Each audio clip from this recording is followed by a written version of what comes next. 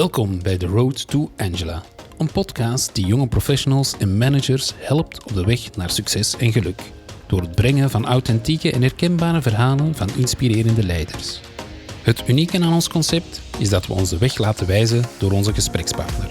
En zo, als een soort van menselijke kettingbrief, komen we elke podcast een stapje dichterbij. Okay, so Jamie, thank you for seeing us, meeting us here. We had our first conversation with Patrick Leijsen some time ago, and as you know, we're doing this podcast in the format of some kind of chain letter. So each time we see someone, this person invites someone or names someone as an inspirational leader to that person. And Patrick Leijsen immediately called your name. He said, you have to talk to Jamie. Perhaps first, Jamie, can you tell us a bit more on how you met Patrick Leijsen? I'm an Australian living in Belgium, and as part of my work and my career, I've done a lot of speaking, public speaking, keynote speaking, TED Talk, stuff like that. And Patrick was actually referred to me by somebody who said, I could give him some coaching because he was being invited to give more and more talks and stuff. So he came to my house for a coffee, and I've become in my life a big believer in intuition. And when I met him, I just immediately sensed this incredible energy and positivity. And whenever I meet someone like that, I also realize this is a guy who's a multiplier, because he's not only full of energy and positivity, he's also an incredibly generous person in terms of sharing his ideas and his knowledge and stuff. So when I meet a person like that, I think, wow, he's someone who can really do something in the world. So I'm always happy to give people like that my time. Beautiful. And we're sitting here now at the Flandrien Hotel. What does this place mean to you? The Flandrien Hotel is a place for people to come and to reflect and to discover and to cycle, because that's my passion. But what it means for me actually is about what it means for others when they come here. Because when people come here, they do come to talk, to think, to reflect. And a big part of that involves also physical movement and activity, which I'm a firm believer in for helping people to perform at their best. It's an amazing place for me because it brings together my passion for people, for helping people to thrive, and then of course my passion for cycling. Picking up on the cycling part, we also asked Patrick if he had any questions for you, and he did. And the first one of it was, what if cycling didn't exist? What would you do? Or which sport would you do? I can't imagine that. I don't want to imagine that. Cycling's been part of my life since I was 8 years old. But saying that, my dream as a kid was to become a professional athlete and really to race the Tour de France and all that stuff. And because of things that happened in my teenage years and some challenges I had actually with my father and illness, that never happened.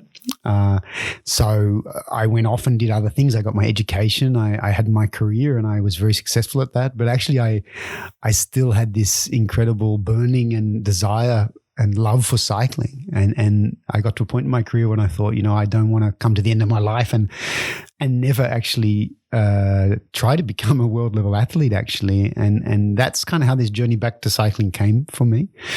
But what has become apparent to me in the course of that journey, because I have returned to cycling, I returned just to competition about a decade ago, and I've had good results at the international level as a master. But more recently, what I start to understand is that that journey that I went on, which was to, in a way, step away from a career I was unhappy but successful in, and then try to find a new path, and then stumble and fall and have a lot of setbacks, but eventually to find myself in a place that is really awesome. Now, why am I talking about this with relation to coaching, with cycling? What would I do if I wasn't a cyclist? I think I would be helping other people to focus on having that self-confidence and self-belief to find their path in life. So maybe I'd be a mentor or a coach, which I kind of am as well. Yeah. Anyway, even without combined. the cycling. Yeah, combined. Now it's combined. Now it's combined, but it wouldn't have to be combined. Yeah. All right. Yeah. And maybe if we go back to when you were 8 years old, I'm curious to know what or who inspired you into the cycling.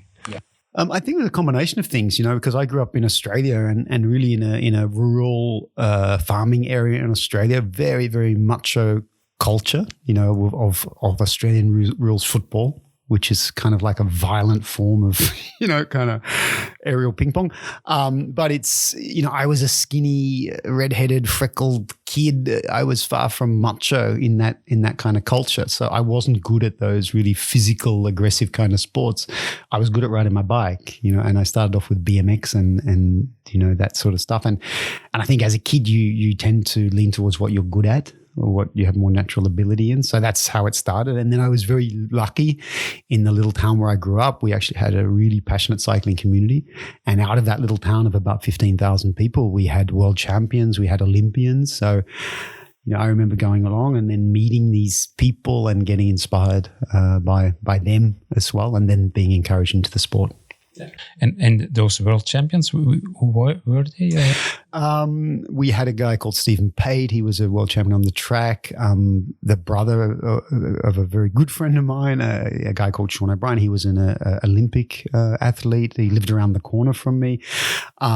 Stephen Fairless was another world level rider. Richard Moore. So it was a little town, but the cycling club was crazy because we had this really little rural town, and they built an Olympic standard velodrome, a track in this little village, and you would literally go to the track and there was nothing around it. There was a shed and a dirt car park, and then we had this incredible facility. So I think that also, of course, when you have a facility like that, then it becomes a platform for talent. Yeah, absolutely. Yeah. If the track is the village and the village is the track, then exactly. Yeah. Mm. And Jamie, what brought you here in Belgium? Love. Yeah. I'm Australian. I didn't come for the weather.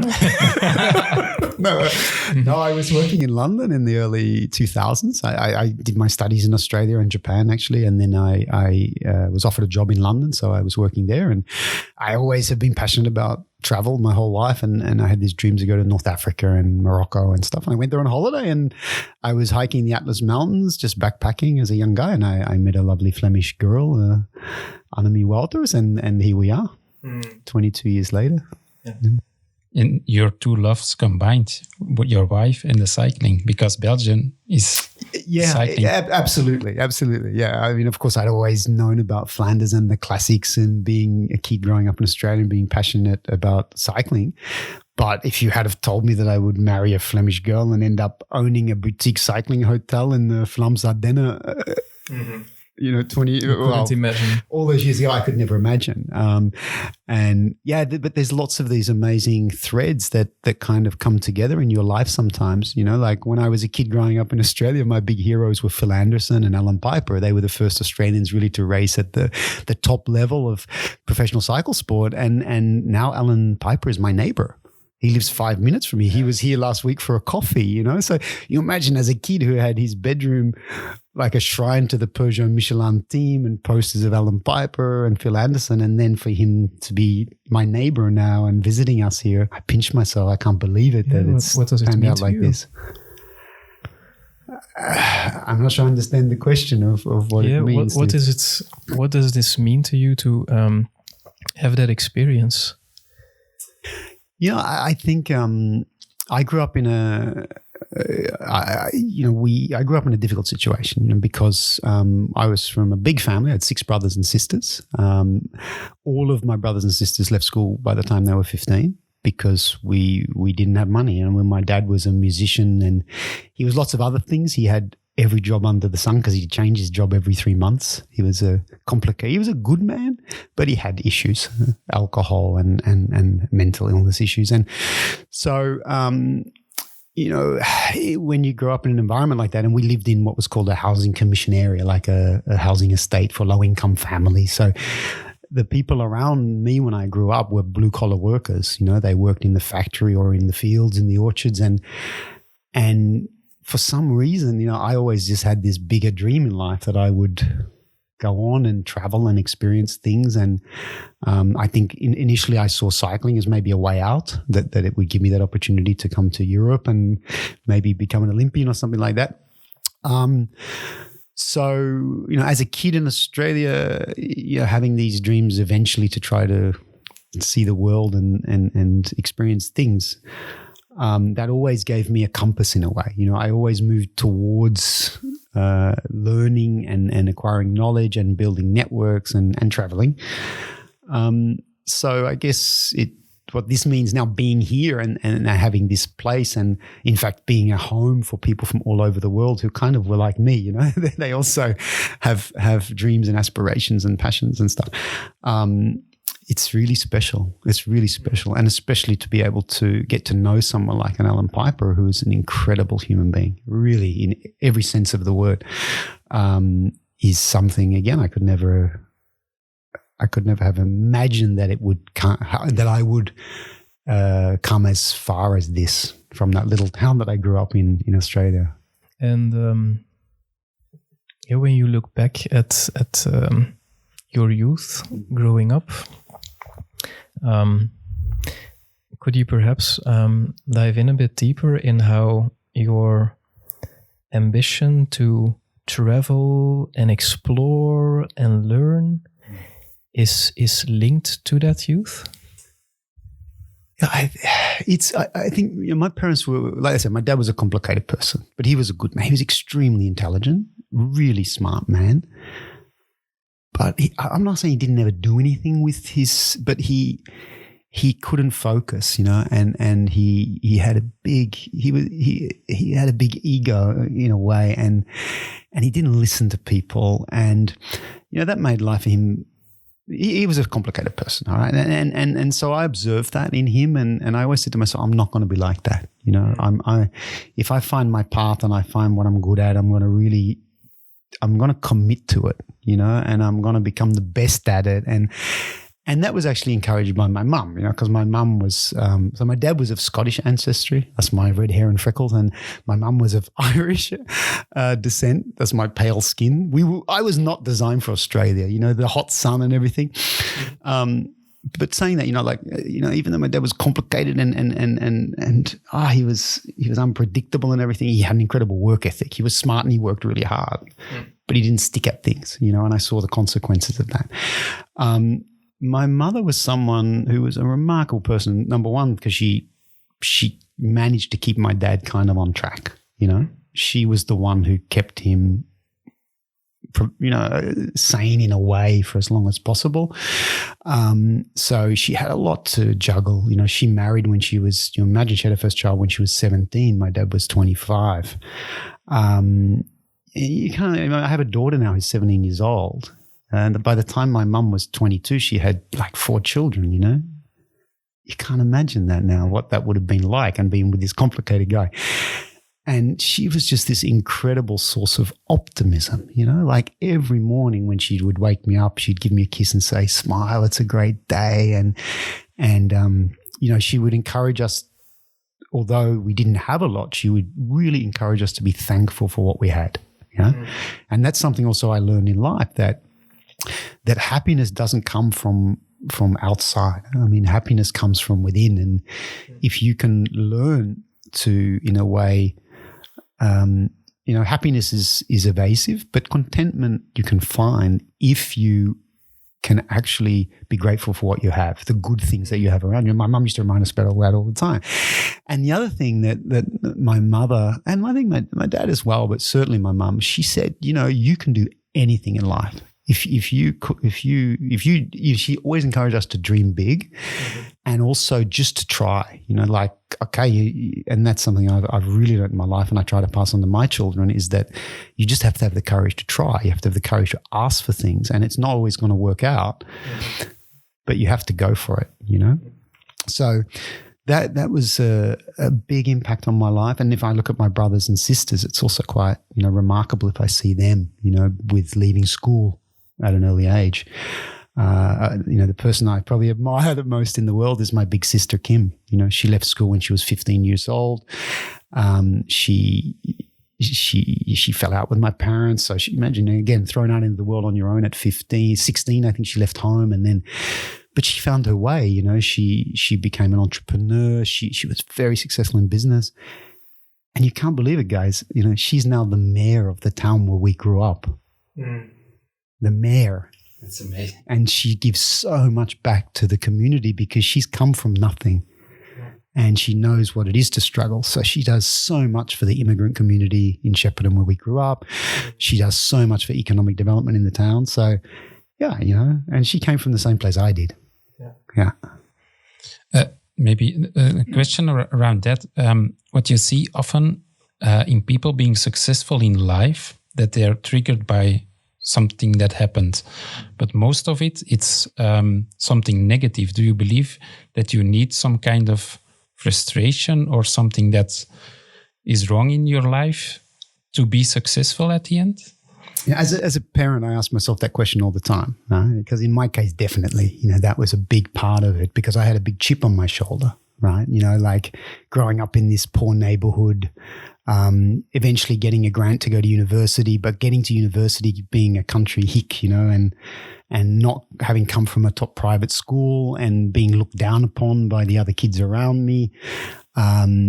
You know, I was one of the kind of poor kids on a scholarship, you know, at one of the top universities in Australia. And I hated that, you know, and that therefore put a big chip on my shoulder. And I really hated those kids because I thought they had it easy and everything was given to them. It took me a while to understand that, you know, you can still be rich and have hang-ups, right? I mean, you can still be rich and have angst and challenges, but I never looked at it like that. You know, I was like really angry. And because of that anger, I really wanted to be better than those kind of people. And maybe that was also my, you know, because I was a sportsman in my teenage years, so I was always competitive. And the other thing, of course, is that I wanted to make my family and my community proud. Because in that neighborhood where I grew up, you could count the number of kids who went on to university on one hand. You know, maybe there were 500-600 kids in my immediate neighborhood. I was one of the very few to even get an education. So it was also about, wanting to make my parents, my brothers and sisters, my community proud. So that, of course, that drives you, right? But in a way that can also become a problem because, and certainly what happened in my case is that you're so driven by those extrinsic motivators, you know, wanting to prove to other people, wanting to make other people proud, wanting to gain status, that you lose touch with what is intrinsic, which is what is me actually? What do I really want to do, and what am I really good at? So that's something, you know, I become aware of. But saying that, you know, of course, why did I become the person I became? I became that person because of hardship. And that's sometimes when I look at my kids, you know, because like, yeah, I'm not saying they have it easy, but it's very different for them. And sometimes I worry, you know, like, will they have the drive? Will they have the ambition? But then you meet someone like a Patrick Layson, right? You know, what a guy. You know, he comes from a business background, a business family, but he has such a drive, such a passion, you know, and that's intrinsic to his character. Yeah.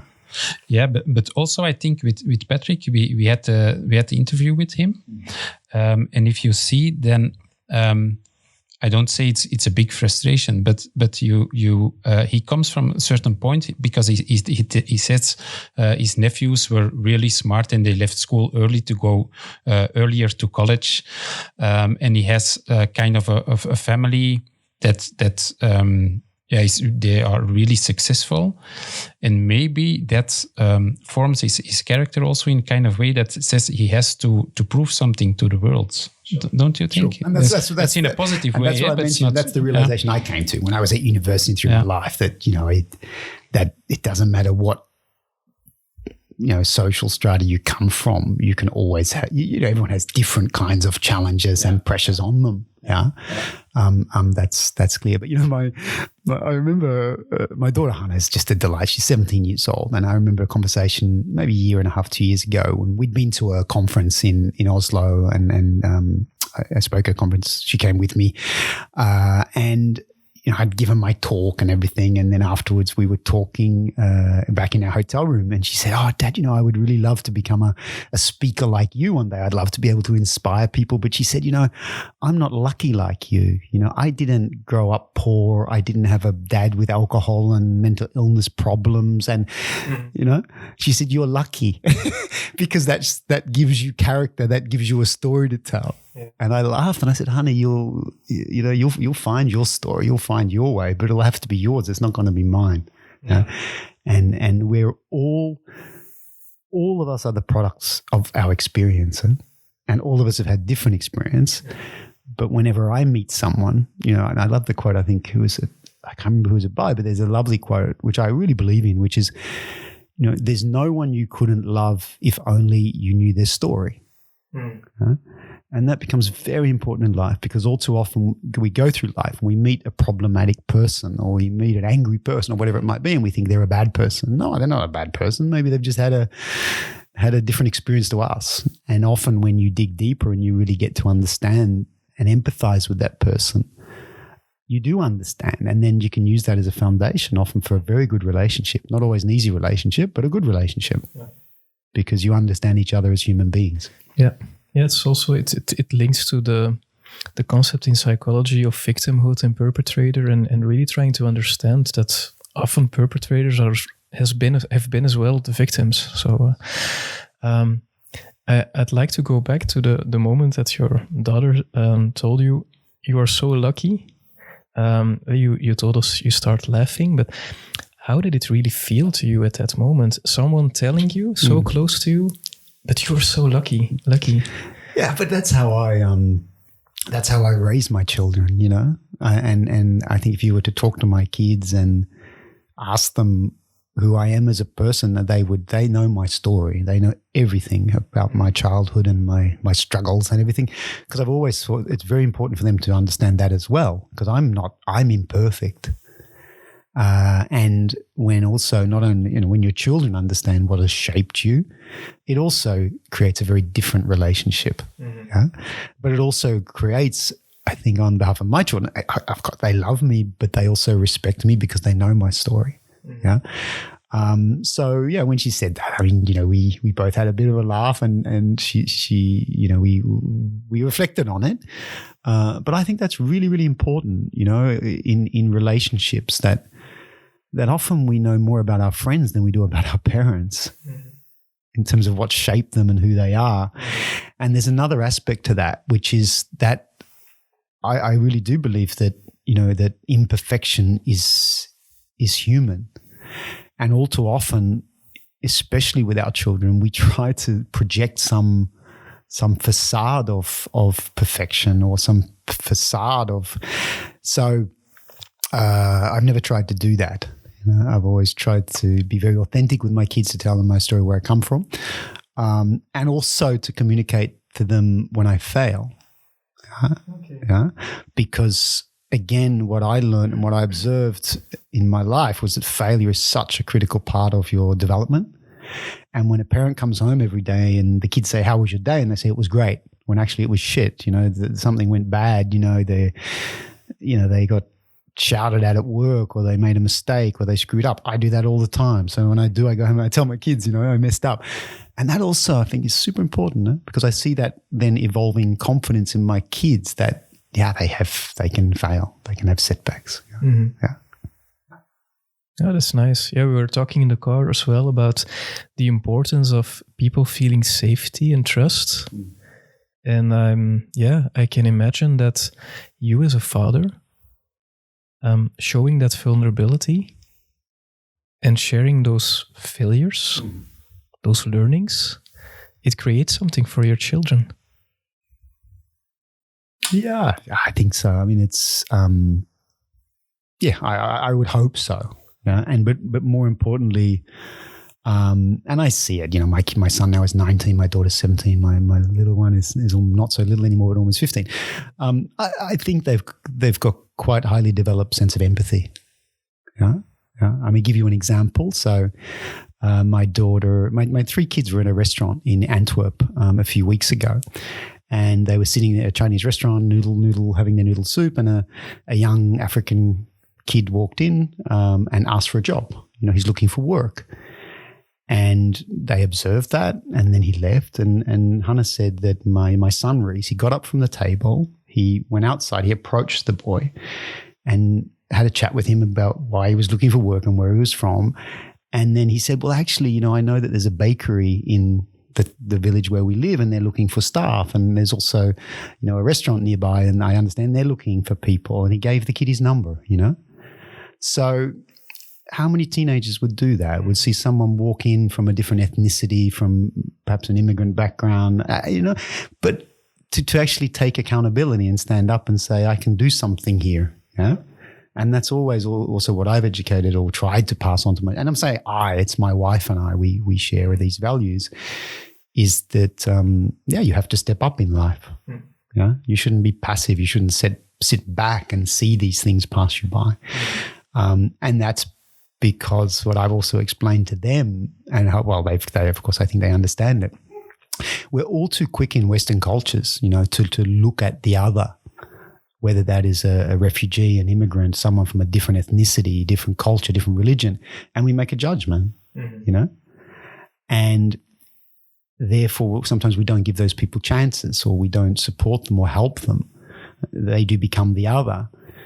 And, you know, what I understood growing up in the environment that I grew up is you can never judge someone because of the school they went to or, you know, the house they live in or the color of their skin. Because the other thing about where I grew up was that we had a very big immigrant community because it was a rural area and we had a lot of people from, you know, from Italy, Greece, Yugoslavia, former Yugoslavia, Croats, Serbs, you know. And you understand that people are people. Everyone has talents and abilities. And therefore we have to always be willing to engage in a dialogue with another person. Yeah. Really try to understand, listen to someone's story. Yeah. Absolutely. Yeah. I want to go back. You told us about the difference that you realize between intrinsic and extrinsic motivation. Mm-hmm. Can you take us back to a moment in life that helped you make that switch, a moment where you really realized this is what it's really about? Yeah, gosh, I mean, I'm still working that one out. You know? No, look, I think it did come to a. It was in my, you know, like when I got in. So my story was, you know, my father had when I was 17 years old, he had a complete breakdown. So the alcoholism, he was always had a tendency, I think, towards mental health issues, but that really manifested itself when I was in my late teens. So that was it was a horrible experience, you know, and to see him go into complete decline, be institutionalized. Eventually, he took his life, you know, when I was 20. It was a real shocking thing, you know, and it also, in a way, was a slap, you know, like a shake for me, you know, because here was I with his dream to become a cyclist and go off and race in Europe. But I was also a very smart kid, you know, like I was good at school. And I remember, you know, from the time I was 15, 16, you know, my teacher saying to me, this cycling thing, well, what is that about? You know, like, is that going to provide you with an income and will you be able to provide for a family? Is that a career? And I would go home and I would look at the mess that was my family situation. And I started to really have this anxiety, right? Like this stupid dream to become a cyclist. What is that? You know, like, I don't want my kids to grow up like I've grown up and I don't want them to experience this instability and financial hardship and stuff. So eventually, you know, and as my dad's illness really manifested, I said, okay, you know, I just go for my studies. I go for academia. And that was encouraged by my teachers and those around me, you know, but it was also heartbreaking for me because it wasn't really my chosen path in life. I wanted to be an athlete. But level-headed, I said that's what I should do, you know, and especially when I was able to finish high school, I got offered a grant to study at university. None of my brothers and sisters had that chance. So that's what I did. And then you say, well, what am I going to do? What am I going to become? Because I come from a family where my dad's a musician, janitor, cleaner, storeman, everything. My mum's a housewife. Everyone who lives around us, as I said, are working in factories and fields. I've got no role models for career. The only role models I had were my school teachers. So I said, okay, I'll become a school teacher. I go off to university. But then I got to university and, I looked around and I said, well, who's making the money? And, because I was ambitious and I wanted to make money. And then, of course, eventually that led me into economics and business. And that's where I ended up, right, as a business school professor eventually after 10 years.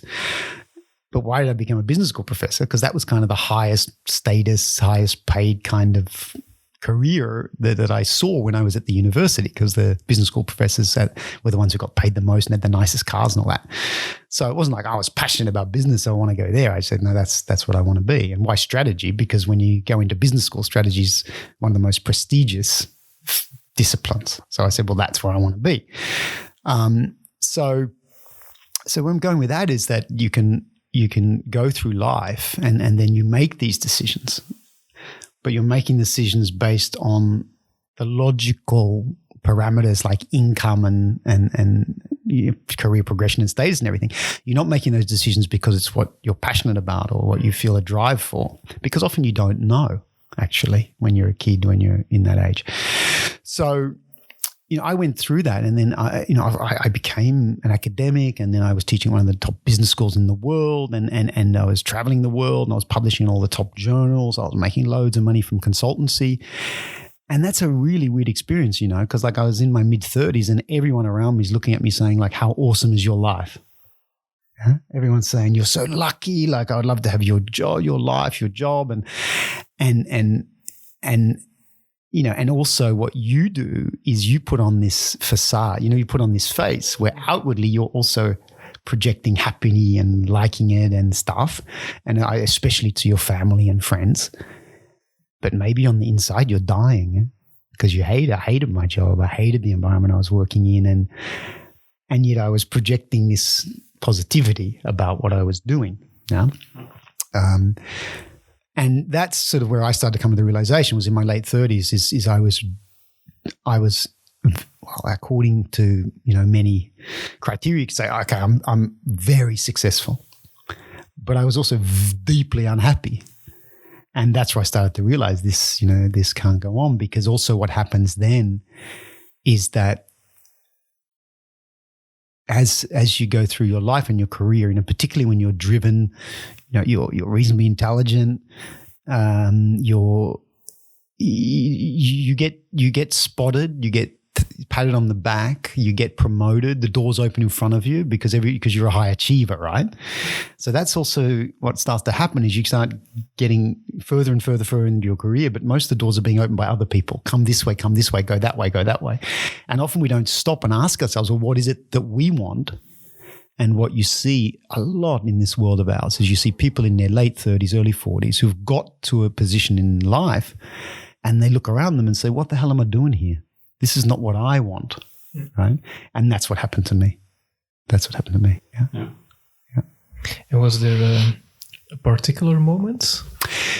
Yeah, there was a few, but the thing that I started to realize as well is that because of the bubble I was in, which was this top tier business school bubble, it's like being in a top tier consultancy firm, right? And it's not just about the publications and all that. It's also about the pressure to perform. And so in addition to having my professorship, I had my own consultancy company, because remember, I was obsessed with making money, right? So I was doing consultancy. I was a specialist on telecom strategy and route to market in complex operating environments, I called it. So I was doing consultancy projects in India, Nigeria. I was traveling. My wife used to joke that she called our apartment Hotel Anderson, because I would come in from one project, give her a kiss, say hi to the kids, pack my bags, and be leaving again often.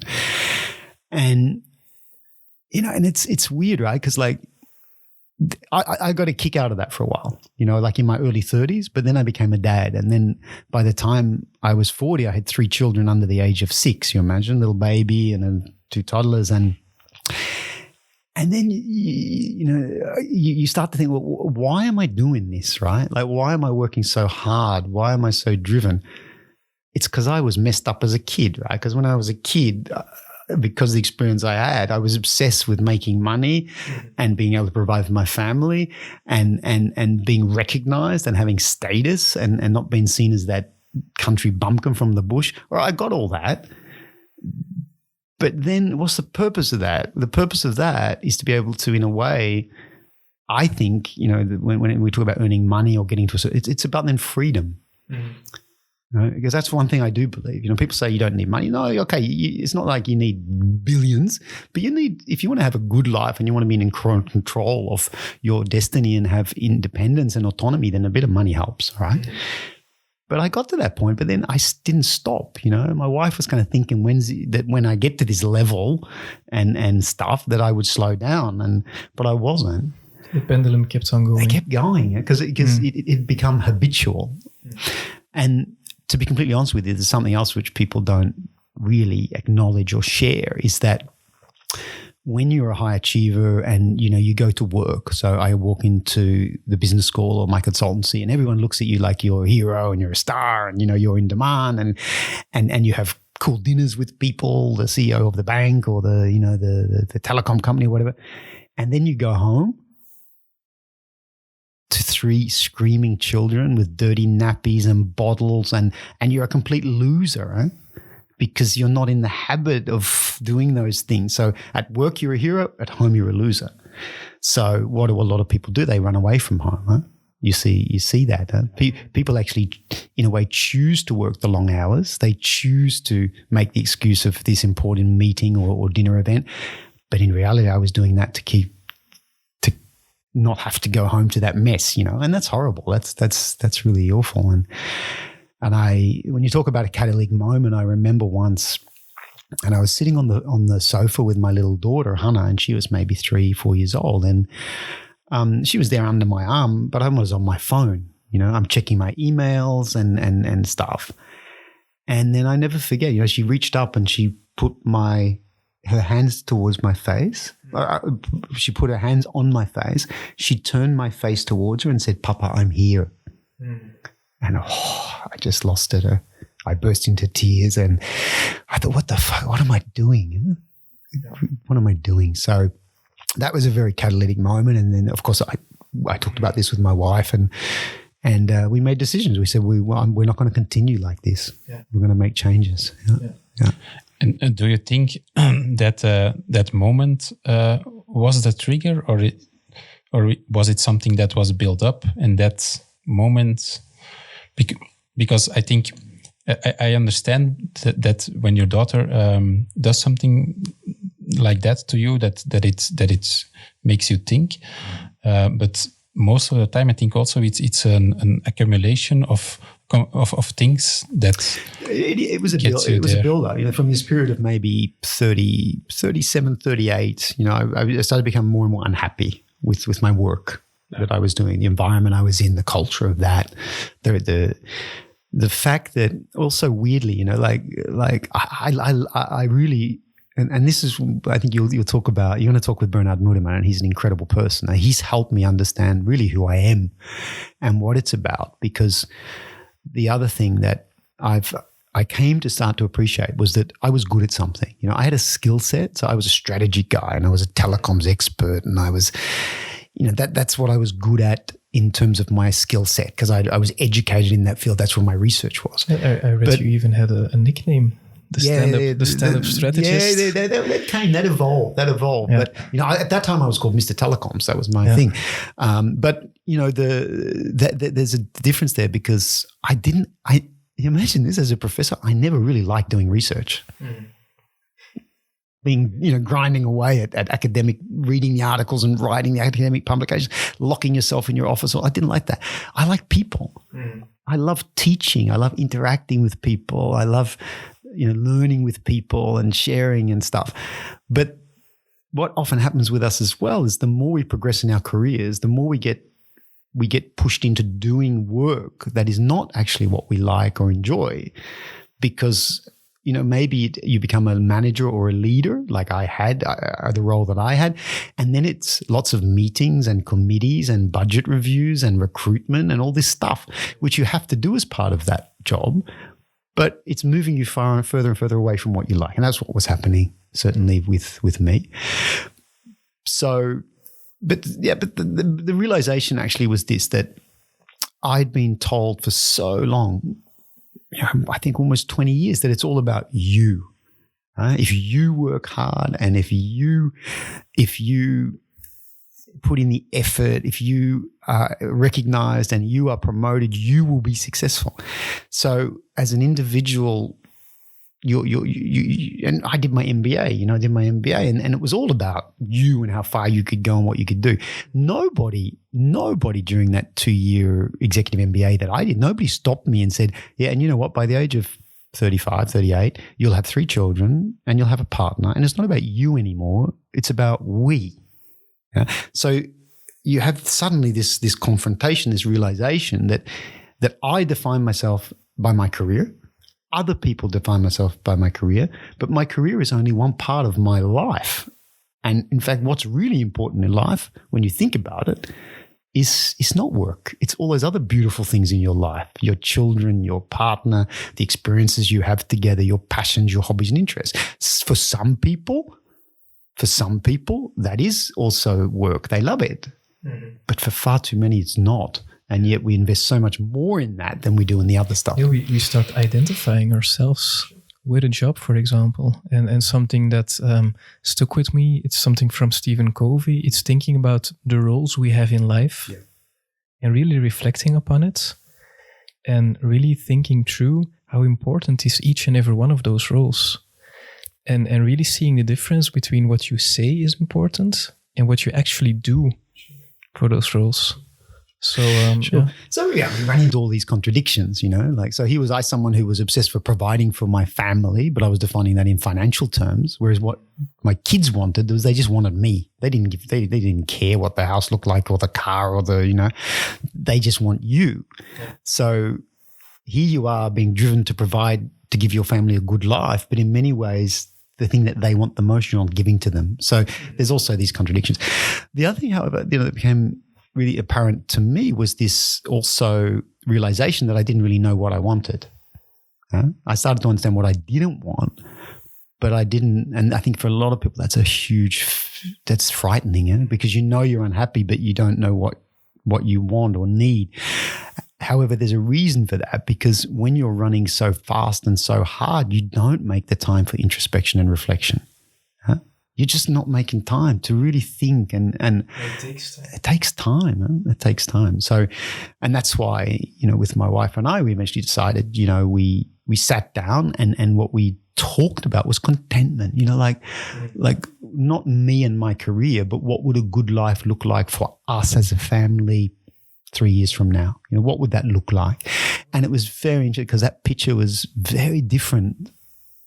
It was a simple picture, but the realization was that when you start to say, well, what's the priority? Okay, my number one priority, I want to be a good husband and father. Number one, all right. Number two priority, we want our children to be able to grow up like we did, to run and be in nature and to have freedom and not live in a big city in an apartment block and all that stuff. And we want that for them, and the other thing that I started to understand more and more was that, God, I still had this fire in my belly for my cycling. Even though I hadn't competed for 20 years, I still watched the Tour de France every year, watched the classics. I still had this real fire for my sport. And I thought, why, I cannot come to the end of my life and say, I wish, and it was really because I spoke to my wife, never realized that I was a top sporter. She never knew that I raced national level in Australia and everything, because that was a part of my life I kind of put aside, And then I started to talk to her about that. And she said, well, so that was also part of the picture, like what about I start cycling and maybe start competing again? And then the realization was that if we wanted those things, it was incompatible with the career I had at that moment. Just incompatible, because when you're working 68 hours a week and traveling all the time, you can't have everything. So that's when after she and I sat down, we talked about that. I went into the business school I was working a few days later and I resigned. Okay. What I think is beautiful is that sometimes also from positive psychology, and people do those kinds of exercises with their teams. What do we dream about? What vision do we have? And they start visualizing. What I think is amazing is that when we talk about personal things, we do that on our own. And now you're telling about an exercise you did together with your wife. Yeah, but that's essential because it's we. And if you look at the horrendous divorce rates, not just here in Belgium, but worldwide, why is that? Big part of that, and a big part of that happens often in 30s and early 40s, is because these paths diverge. Yeah. The wife realized this guy's obsessed with his career. He's giving us no time, or the whatever it might be, and that's something when I mentor, when I people often reach out to me and say, well, let's have a talk, or I'm in a bad place. In every discussion I have, it's about the we. I ask them about their partner. What are their expectations? What are their dreams? And it's incredible, actually, when you go through that exercise with someone and they say, you know what, I don't know. We've never had that conversation. We've been married for 10 years, but we've never actually sat down and said, what's a really good life for us 2 or 3 years from now? And when you actually, when someone does that, it can be pretty profound, because you suddenly realize that even though you may have been with this person for 10, 15 years, both of you are making assumptions that are different about the future. Yeah? And that's where things go wrong. Yeah, and you make it explicit. You visualize it together. Yeah. We literally visualize. We drew a picture. We drew a picture of that's the good life, and then we put it in our fridge, and that stayed on that fridge for a couple really of years, amazing. And we would look at it, and that would be the guide, and that was really powerful. And to an extent, we do that still, as a family, because you have to, right? Like my wife is still in shock that I bought a boutique hotel in the Flemish Ardennes, and of course she understands my drive, my passion, everything, but I have to involve her in this journey, because I want to stay married to her. I love her, but it's not easy. It's not easy because it involves new challenges in our relationship. So you have to talk. Yeah, and maybe talking about challenges, you took the decision now in the comfort of your success. It's you have built up something, and then you say, okay, but I don't like this anymore. I want to do something I really love. What you often hear is not all people have that comfort to do the decision, to make a decision like that. Do you think you would have made the decision if you were not that successful as a consultant, for example, or not? Look, there's a few responses to that. Number one is, we had a nest egg. We had some money because I had worked very hard, and my wife had worked as well. So we had, we had some money. But also it's like, I think people sometimes, they don't sit down and do the exercise of how much money is enough. Yeah. What lifestyle do we want? What is actually important? And also to reflect on the longevity of life. So most of us, we will work, if we want to, into our 70s. If you're a knowledge worker, if you're in good health, Bernard Moorman, you're going to talk to him. Oh, he's incredible. In his early 60s, he's got more energy, drive, intelligence, curiosity than most of the 35-year-olds I meet, right? So, sometimes you meet people and they're in their mid-30s or early 40s or even early 50s and say, oh, it's too late for me, or it's too risky to take a year or two out to think about, what I want to do and maybe develop some. It's crazy. It's crazy, especially if you're in a double income, which is the case certainly here in much of the Benelux, as husband and wife is working. So,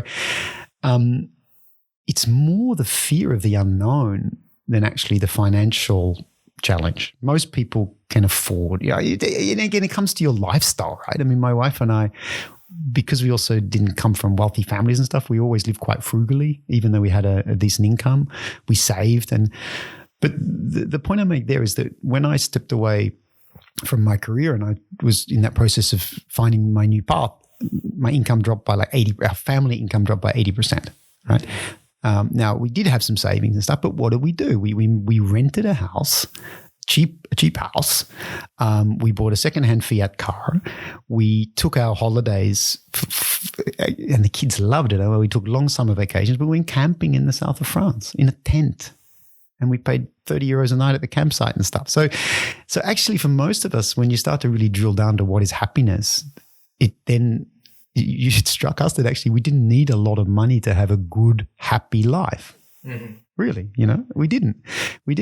However, of course, I had that fear in the back of my mind of the instability of my childhood and stuff. So of course I said, I had to rationalize that. So I said, okay, we do have savings. We've got enough, a little bit of a nest egg. But more importantly than that is my wife said to me, Jamie, just step back for a moment. You're 40 years old.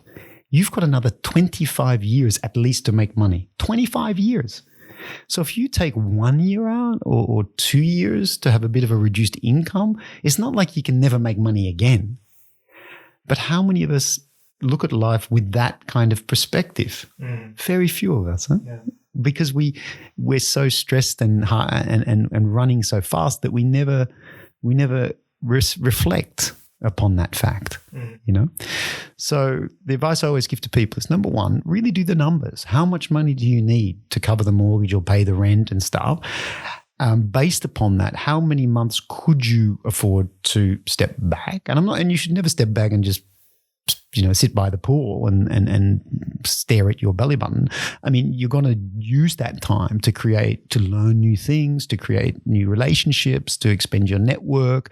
It's valuable time. It's just that you're not going to be getting paid as much for it as you might otherwise have been. However, in some countries, some cultures, completely like Germany, you have a lot of people in Germany because of the evolving economy heading towards more a knowledge-based, technology-based company. The German government and the German culture fully accepts that often people in their late 30s or 40s go back to school. They go back to school. Why? Because you're then building a platform for the next phase in your career. Because in your 40s, you're only halfway there. Mm-hmm. Right? However, in a place like Belgium, if you were to say to your friends, family, I'm going to take a year and a half out. Ooh, that's risky. Why would you do that? This and this and this. It's not part of the culture. Yeah, it's so recognizable. It's really recognizable. And I've been going through that process as well. And also, as you say, when you really want to leave that golden cage, do not just do the maths in how many months you can go further based on that same income. You first have to do the math. What do I really need? The absolute minimum, and adapt to that. And what I also take away with me, what you said earlier on, is that moment that your wife tells you, go for it. I'm there. Mm-hmm. I'm supporting you. Yeah, but that's relationship. That comes from a process of dialogue when you start to really understand. And when she started to understand number one, I think she even didn't realize how unhappy I was. Because I was very good at faking that I was happy and satisfied. So that also came as a revelation for her. But it's a discussion and dialogue because of course she also wanted things, because of my career, she'd been at home with the children. She wanted to get back to work. She's really passionate about what she does. My wife teaches Dutch as a foreign language. So she works with people on social integration, learning Dutch, but much more than that, making a life for themselves here in Belgium. So she really wanted to get back to that. She really loves that. So whatever my decision, it also had to allow her to do what she wanted to do. And that's why I said you have to have this as a mutual discussion. And that brings you places. But yeah, the money thing is a really curious one, because again, you talk about intrinsic versus extrinsic. Yeah, when I was at London Business School, I bought a Cartier watch. Why did I do that stupid thing? I did it because I wanted to show to other people my status. Mm-hmm. Because the guys in the department, they had one too, right? So I made sure I bought the one that was slightly more expensive than theirs so I could show off. There's these things we do, whether it's the car we drive, the vacations we take, how much of that is really intrinsic. We do it because we really gives us pleasure, versus we do it because we want to show to others something. And that also came as a realization. My wife once said to me, she said, why do you feel it important to buy things that you don't need to impress people you don't even like?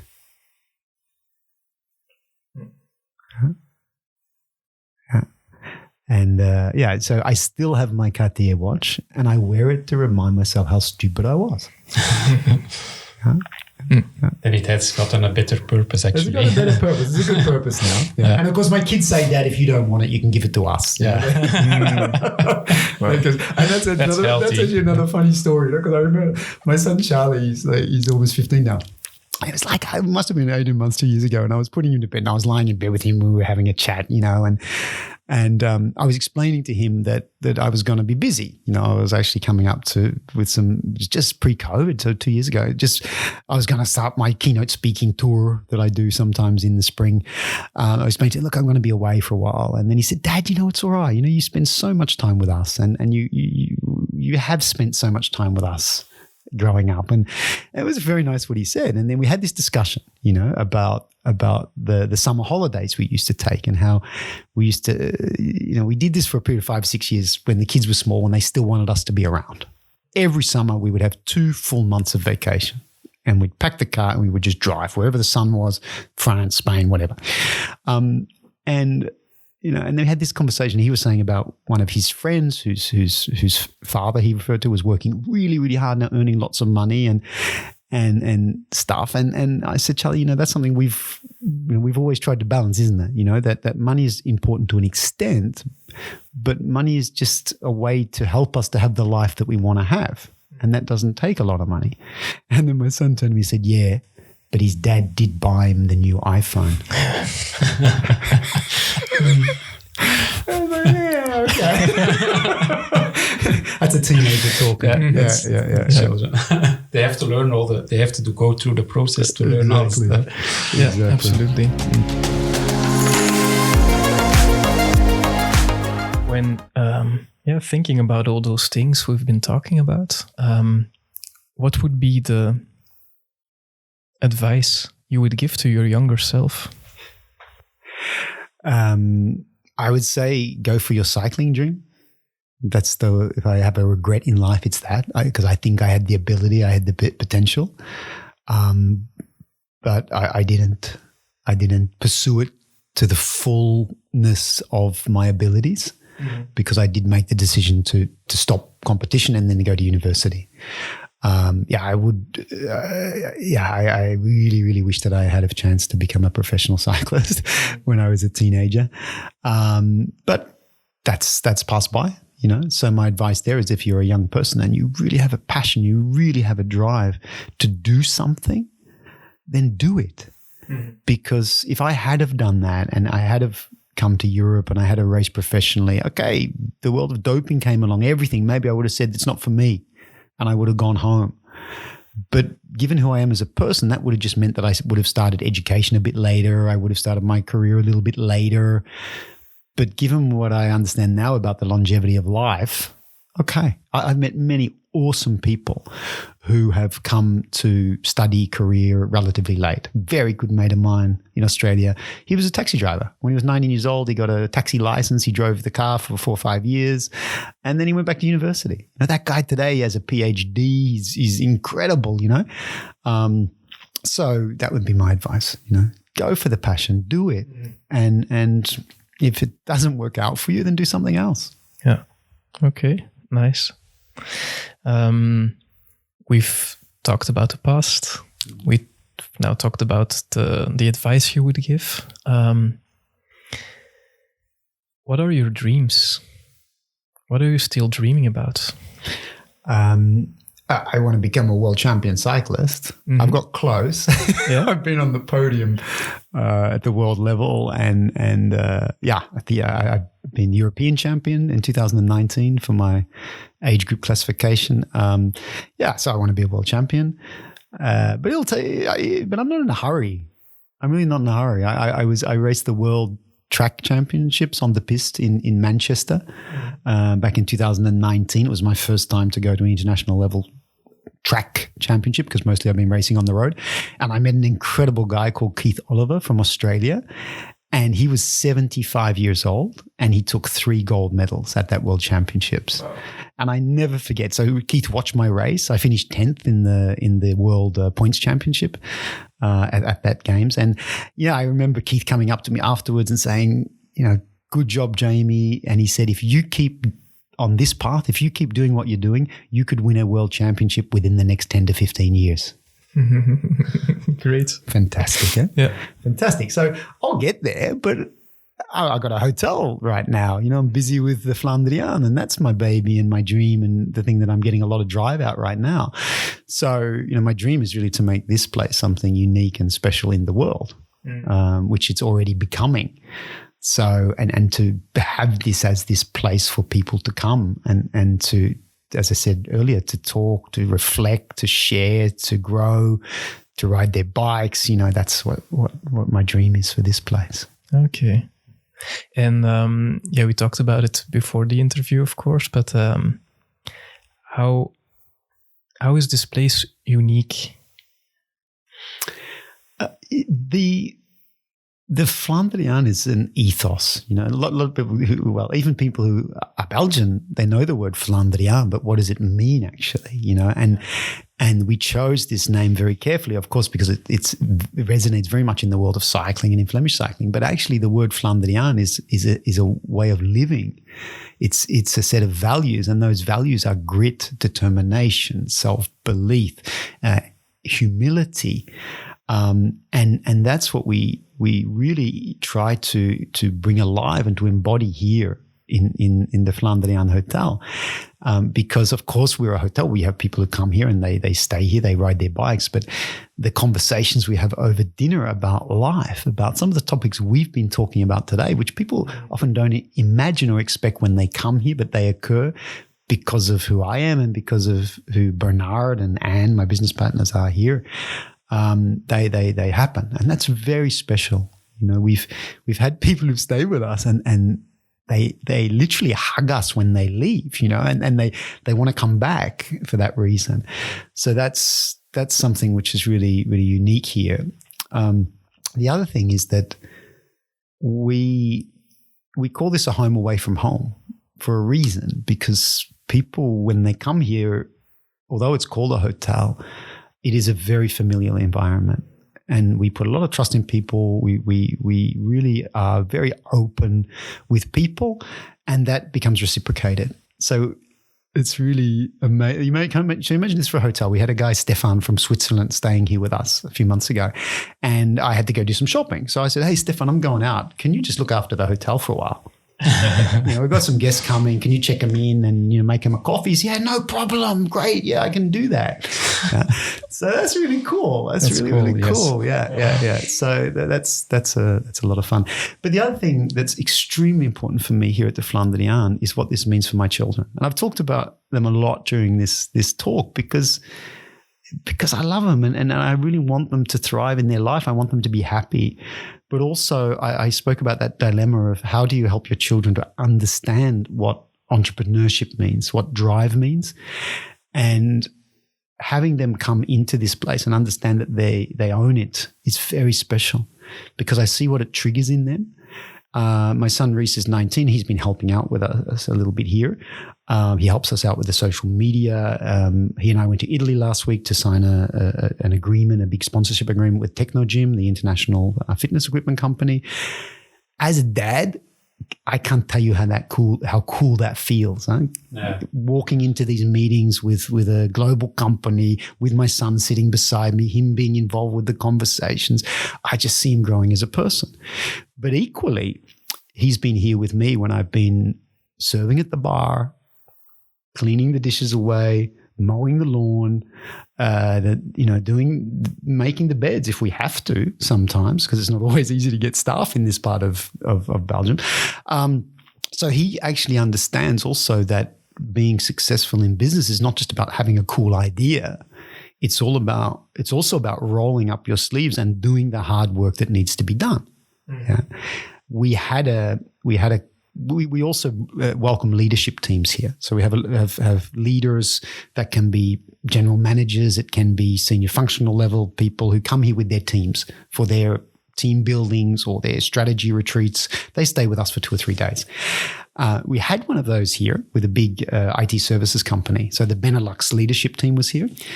And I was working really hard when they were here. Now, again, they perceive me as a professor, a speaker, this and that. And they saw me working really hard. I'm behind the bar and, I was in the kitchen and stuff. And one of the guys from Luxembourg, he said to me, James, you work really hard, And he said, don't you have staff? And I said, Peter, you don't get it, do you? And he looked at me and I said, who am I working beside? And then he got it because I was working beside my son. Yeah? And I said, Peter, I'm not doing this because I can't afford to pay someone 15 euros an hour to do what I'm doing. I'm doing this to show to my son what work really means. Yeah? And that's part of the problem. When kids come from privilege and they get a university degree, they walk into an organization maybe at a higher or mid-level already. They don't really understand what it's like to be frontline, to be a manual laborer, to be blue collar. My son does now because he's done that kind of work. Yeah. So that is also really, really important for me, not just for the guests we come, the business people who come, but what it means for me to pass on that spirit of entrepreneurialism to my kids. Yeah. Okay. And is that in kind of way is that what you are willing to leave behind as a person? Is that your legacy that you can, or at least I think it's something you want to leave behind for your children, or? Yeah, to be honest, I don't think too much about legacy. I don't know. I don't, because I'm a small fish in this. I'm a little. If you think of people out there in the world who've made a huge impact, philanthropists or I'm not changing the world in a way, I think, with what I'm doing. I'm just trying to be who I am and with the people that I come interaction with and meet. I just hope that I can have an impact on them. Mm-hmm. Yeah. So I'm not thinking ever about a big legacy. It's kind of a little legacy in a way. But that's okay for me. That's not a motivator. Saying that, I have come to understand that there are these people in the world like the Bernard Moormans, the Patrick Leysons, the Sean Rolls, a good guy I've got to know who lives in Sweden.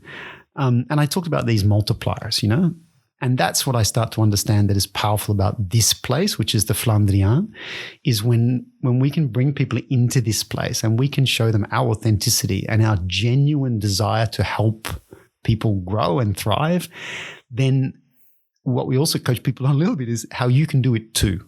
Because there are certain things you need to understand about the discipline of generosity, for example, when you're a busy person. So we see that. We really think that we're creating a community and a culture here that really is, in a way, a multiplier. And we hope that becomes bigger, but I keep humility on that one. Yeah. I'm not, yeah. I hope that makes sense. So your legacy is perhaps also a bit that ripple effect. Yeah, if you want to say it like that, I guess so. Yeah. It's funny, like and again, I talk about my sister Kim. And I think about if I compare me to her, I'm just the things that she is doing for our community where we grew up, and I can't compare what I'm doing to what she's doing. And when I look at my sister, I think, well, what a marvelous legacy she will leave, because I think she has. Yeah, I don't know. It's not about comparing, but I admire her. If you could borrow one skill, competency she has, what would it be? Her eternal optimism. Yeah, and she, I talked about my mum, and I think she has that. I'm a pretty optimistic person, but she's even more so. She's just an amazing person. I think many of the values we share because we had that shared experience together. But also, I'm someone. We were always raised to think of the other in terms of generosity. I never forget when we were growing up, it was tough. Sometimes tough to get food on the table. But in our neighborhood, for example, we had, living right next door to us, we had a lady with 2 children, single mum with 2 children. We could be struggling to get food on the table, but my mum would always make sure that those kids had something to eat. Yeah. And we grew up observing that, that you have a responsibility, and that's something which I see in my sister completely. She's the most generous person. And I try to be as generous as possible with what I have. And that's not always financially, but it can be your time, your knowledge, your expertise also. It's great to hear when you say we grew up observing that. And also reflecting upon the example you gave and you wanted to give for your son. Yeah. It's we as I don't necessarily shouldn't use the word leader, but for someone that people look up to or admire or respect, we often take it for granted that we're always in the spotlight. And what does that mean? And I say it here at the Flandrien, with my kids when they're here, of course, with Anne and Bernard. I don't have to talk to them too much about it. They're very nice. But I always realize that when I'm walking around here at the hotel, no matter what I'm doing, my guests are observing me. They're observing my energy. They're observing my interactions with Bernard or with Reese or with the other guests. And so I'm very conscious of that. I'm always very conscious about that ability to have a positive impact on people. And I think far too many people are just unaware of that. We're unaware that our kids are watching us, that our team members are watching us, that our colleagues are watching us. And I'm not saying that we have to be fake or anything like that, but we just have to be aware. Have to be more aware of that.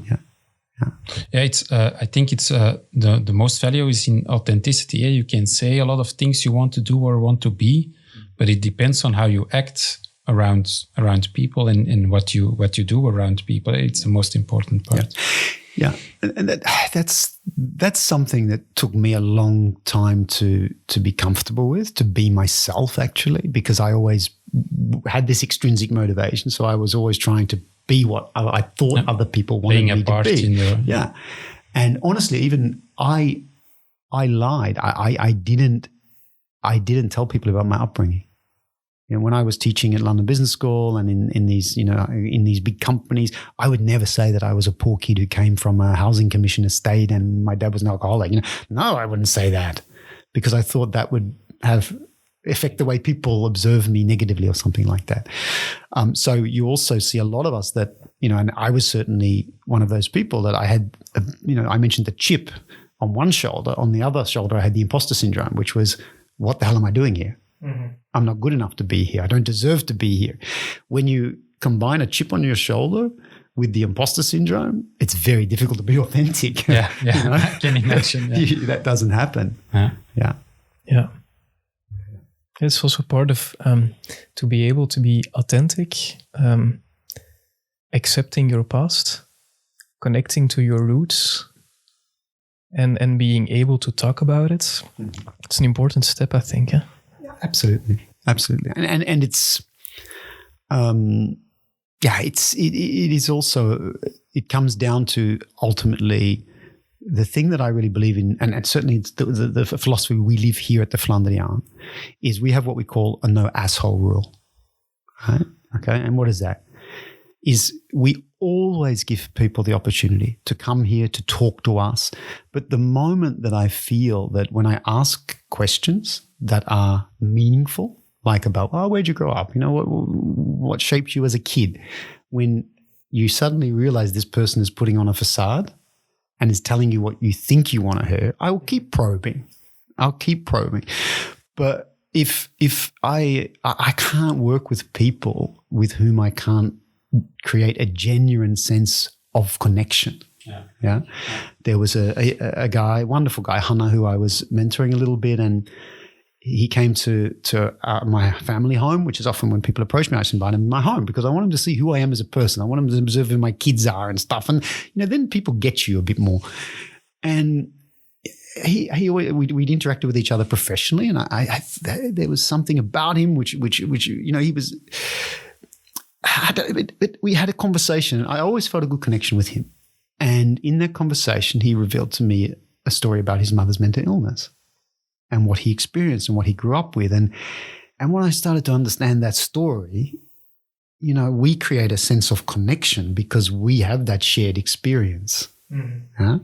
And that then provides a platform for an incredible future relationship. Because once you've shared with someone of that level of intimacy, mm-hmm.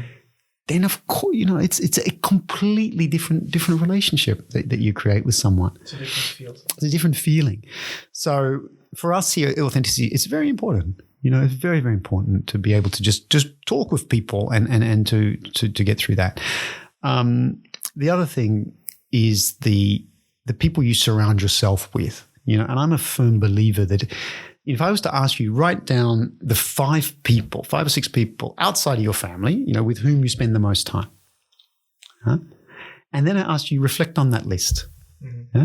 How much energy those people bring to you? How much positivity do they bring to you? How much psychological safety do they give you where you can talk to them about anything? Yeah. And if you think about us and who we are right now in our lives, we're pretty much the sum of those 5 people. Yeah. That's who we are. Yeah.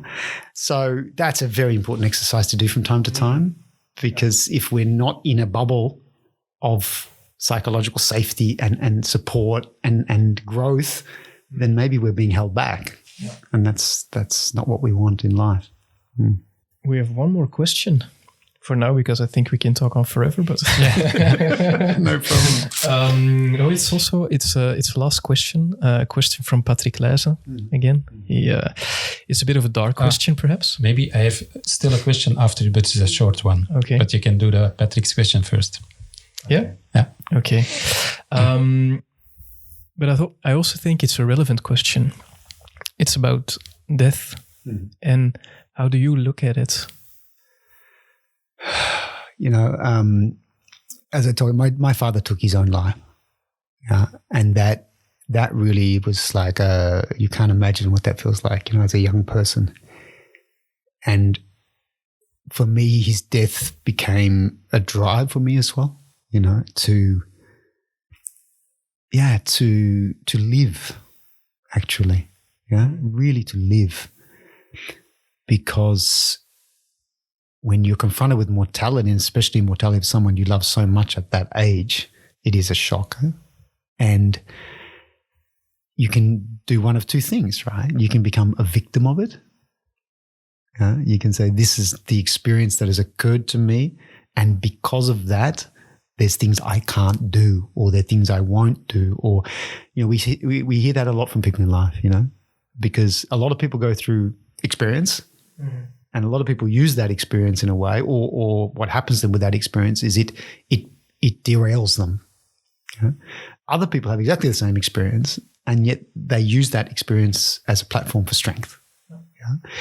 So for me, experiencing death in that way also was for me a very powerful message and learning, actually. Yeah. Yeah. Mm. Okay, then we're going to the final light question. Maybe it's not that light because you're in Belgium. Mm-hmm. Bonen or Cavendish? Oh, gosh, that's a tough question.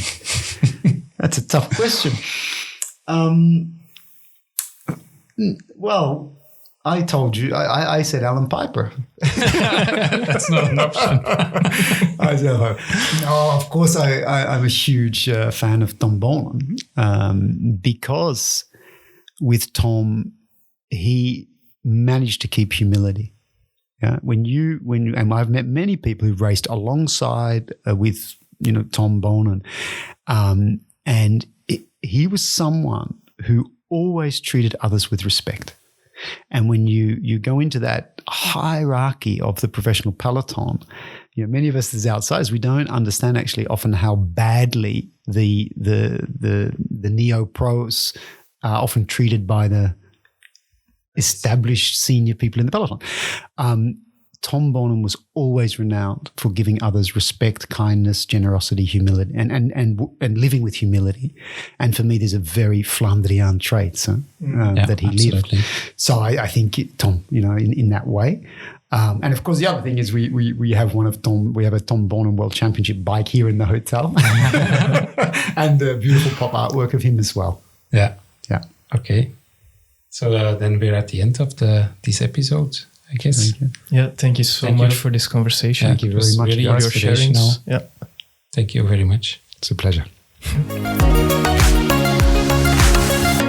Volg onze verdere avonturen in episodes via LinkedIn of theroadtoangela.be.